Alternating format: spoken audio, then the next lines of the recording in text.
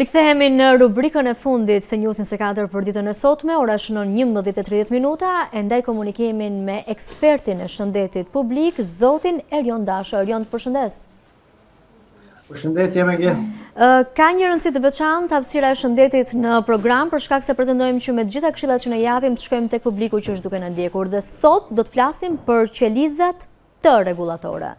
Ta është quajtura si policia në sistemin imunitar, është edhe zbulimi që fitoi dhe çmim Nobel në vitin 2025. Doja që të komentoja me ju se çfarë janë këto qeliza dhe si ndikojnë në sistemin ton imunitar.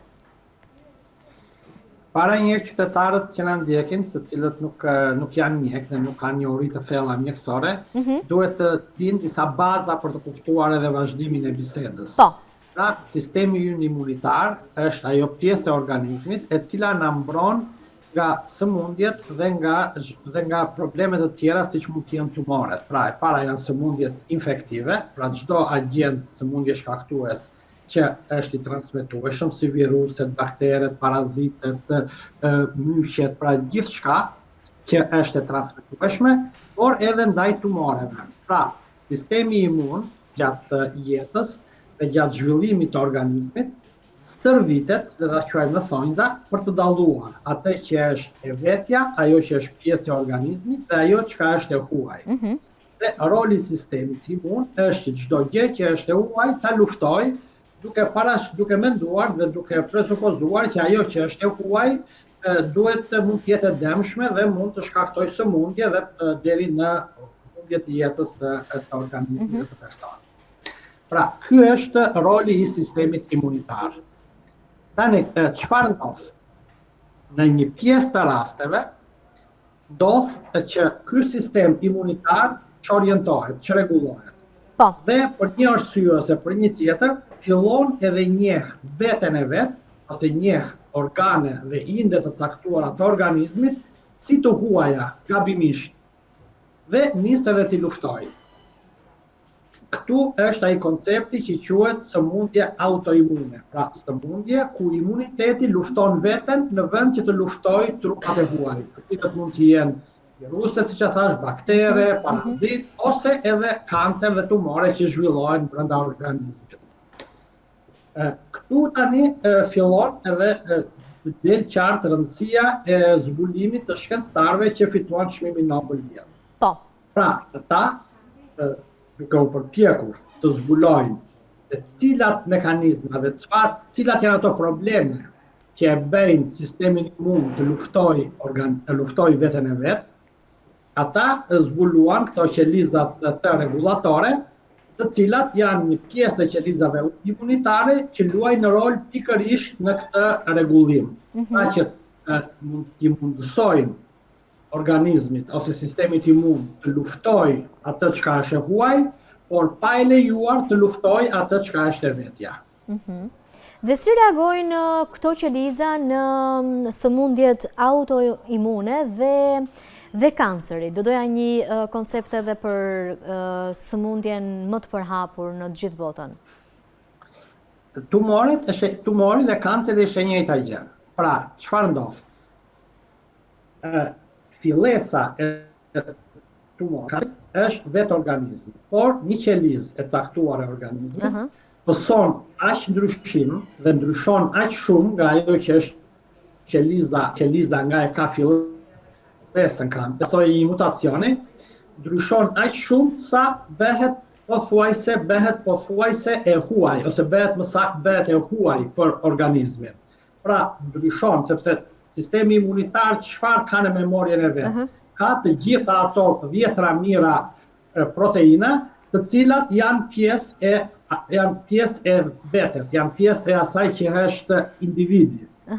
Dhe duke i patur në memorie këto vjetra mira proteina, sistemi imun nuk i lufton. Kanceri çfarë bën? Kanceri është një qelizë e ndryshuar që ka postuar mutacion.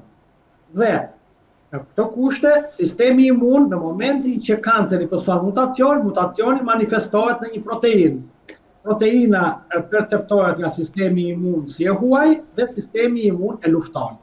Në këtë mënyrë janë me mira, për të mos thënë dhjetra dhe qindra mira qeliza kanceroze që zhvillohen në organizmi normal çdo ditë si pasojë e mutacioneve, por të cilat sistemi imun i shkatërron çdo ditë pikërisht në sajt të këtyre mekanizmave që thamë.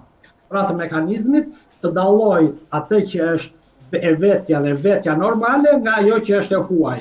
Dhe e huaj, siç e përmenda edhe më lart, mund të jetë ose një qelizë kanceroze që ka ndryshuar aq shumë sa dallon nga individi, ose një qelizë që hyn nga jashtë, që mund të jetë virus, bakter dhe gjithë ato mikroorganizma që unë përmenda. Qartë, ndikon në këto kushte, në qoftë në kanceri dhe zhvillimi i një tumori ose një sëmundje kanceroze, sëmundje tumorale, ndodh kur sistemi imun, për një arsye ose për një tjetër, dështon ta shkatërrojë këtë qelizë që është krijuar. Në qoftë se sistemi imun dështon ta shkatërrojë, kjo qelizë shumëzohet derisa arrin përmasat e një tumori dhe të një sëmundje, pastaj që përhapet në mënyrë të pakontrolluar. A ndikon stili jetesës, stresi apo ndoshta dhe ushqimi në funksionimin e këtyre qelizave? Atëre, këto janë sëmundjet tumorale dhe po ashtu dhe sëmundjet autoimune, janë sëmundje të cilat nuk kanë një shkaktar të vetëm, përgjithsisht. Janë sëmundje që quhen multifaktoriale. Pra ka një mbivendosje faktorësh. Në bazë, pjesa më e madhe e studiuesve, madje 2 nga studiuesit, pra e morën 3 veta çmimin Nobel këtë vit, dhe 2 nga studiuesët kishin zbuluar jo thjesht limfocitet T regulatore, po kishin zbuluar një mutacion i cili bën që këto limfocitet T të çrregullohet aktiviteti i tyre. Pra në bazë qoftë të sëmundjeve autoimune, qoftë të sëmundjeve tumorale, është gjithmonë një mutacion gjenetik, pra është gjithmonë një shkak gjenetik. Por nuk është vetëm një shkak gjenetik, prandaj i quajmë multifaktoriale. Kanë rol dhe faktor mjedisor, ka rol edhe ushqyerja, ka rol për shembull në rastin e duampirjes, nuk mund të quhet ushqyerje duampirja, por është prapë një produkt i jashtëm që merret në mënyrë të vazhdueshme nga individi që konsumon produkte duhani. Pra, nga ekspozimi ndaj produkteve të tymit duhanit, një pjesë e madhe të cilëve janë kancerogjen, mutacionet përshpejtohen dhe ndodh që në një numër shumë të madh rastesh, se sa ndodh në personat normal, që personat që konsumojnë produkte duhanit të zhvillojnë disa forma kanceri, sidomos kancer të rrugëve të frymarrjes. A mund cilësohet ky si një revolucion në mjeksi dhe si na ndihmon ndoshta të perceptojmë në këtë moment sistemin ton imunitar? Duhet të sqaruar, tani bëjmë përsëri një kthim tek aty ku e nisëm. Sëmundjet autoimune. Sëmundjet autoimune janë si grup sëmundjesh, janë nga sëmundjet më të shpeshta dhe mendohet se ose vlerësohet se 1 në 10 persona është i prekur nga një sëmundje autoimune. 1 në 10? 1 në 10 persona. Janë sëmundje të cilat për qytetarët që na ndjekin në këto raste, sëmundjet që në këto momente, sëmundja më e njohur është diabeti tip 1 që quhet, diabeti që nis në fëmijëni, diabeti insulinovartës. Pra, diabeti insulinovartës është një shembull tipik i një sëmundje autoimune. Psoriaza është një sëmundje lëkurës, reumatizma. Gjitha këto janë sëmundjet më të njohura autoimune, të cilat gjithkush i ka dëgjuar dhe gjithkush një person në rrethin e vet familjar ose shoqëror të prekur për këtyre sëmundjeve. Por vlerësohet se janë mbi 100 sëmundje autoimune, të cilat prekin organe dhe inde të ndryshme.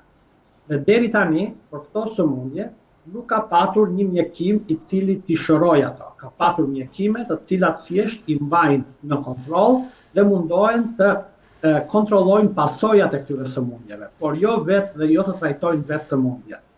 Pikërisht këtu qëndron edhe rëndësia e këtij zbulimi, sepse deri tani pjesa më e madhe e sëmundjeve autoimune, ose në rastin e diabetit, për shembull, jepet insulinë artificiale për të zbulsuar të qelizat e pankreasit, të cilat janë shkatruar si pasojë e proceseve autoimune dhe nuk mund të prodhojnë insulinë, ose në rastin e reumatizmës jepen preparate antiinflamator, deri dhe në kortizonik ose suprimues të imunitetit për të bërë të mundur që të kontrollohen pasojat, por jo të adresohet shkaku i sëmundjes.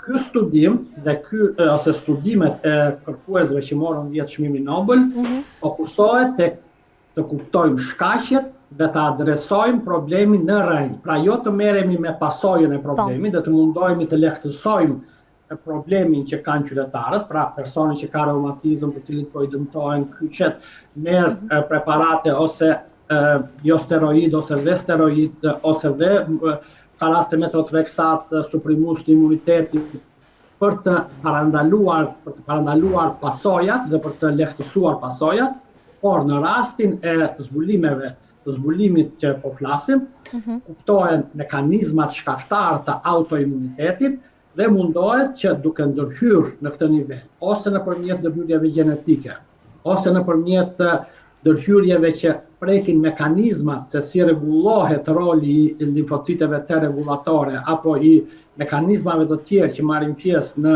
proceset e imunitetit, të bësh të mundur që sëmundja të adresohet në rrënjë, të adresohet në themel dhe jo të adresohet në pasoja dhe në efektet. Dhe vërtet u fitua zoti Dasho një çmim Nobel dhe është një hap shumë i rëndësishëm në sistemin e mjekësisë në gjithë botën. Por a ka nevojë për të studiuar tani dhe sfida është për më tej, pra si çdo shkencë tjetër, si çdo moment tjetër ku shihet një hap përpara, ka nevojë për të studiuar tani dhe për të perfeksionuar, ta quajmë kështu, dhe kjo është pyetja e fundit. Këtu jemi në fillimet e një epoke ndryshimi rrënjësor në parafrimin që ne kemi patur ndaj trajtimit të këtyre sëmundjeve. Pra, po ndryshojmë thelbësisht. Deri tani jemi marrë me pasojat kur i trajtonim këto sëmundje, tani po merremi me shkaqet dhe me mekanizmat bazë. Deri tani jemi në fazën që të kuptojmë se si zhvillohet dhe se si rregullohet imuniteti dhe se si dhe pse ndodhin fenomenet bazë të sëmundjeve autoimune.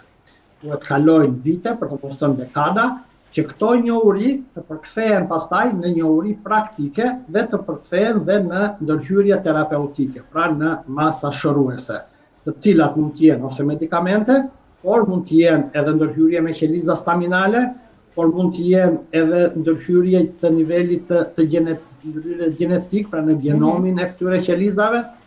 Pra e ardhmja do të tregoj se cila do të jenë ndërhyrjet dhe medikamentet dhe trajtimet më të gjetura për të përkthyer atë që mësohet sot nga shkenca, nga studimi, nga laboratori dhe nga publikimet, për ta përkthyer në njohuri praktike në dobi të mjekësisë klinike dhe në dobi të pacientëve. E qartë, faleminderit. Është një hap shumë i madh në përpara. E për këtë arsye dhe këta persona dhe ky grup merr dhe vlerësohet me çmimin më prestigjioz që ekziston sot në shkencën mjekësore, por është thjesht një nga hapat e parë. Do të kalojnë vite, dekada, siç thash, para se këto gjetje të përkthehen në terapi dhe në medikamente. E qartë. Faleminderit shumë zoti Erion Dasho për të komunikim të drejtë për drejtë me programin News 24 fundjavë këtu në News 24. Të përshëndes nga studio. Faleminderit për ftesën, e ditën e mirë. Faleminderit, mbyllim shumë komunikimin me specialistin e shëndetit publik zotin Erion Dasho dhe kjo ishte tema e fundit e trajtuar në program. Në këto momente do të shkojmë në publicitet, bashkë takojmë nesër në orën 9 sërish në News 24 fundjavë.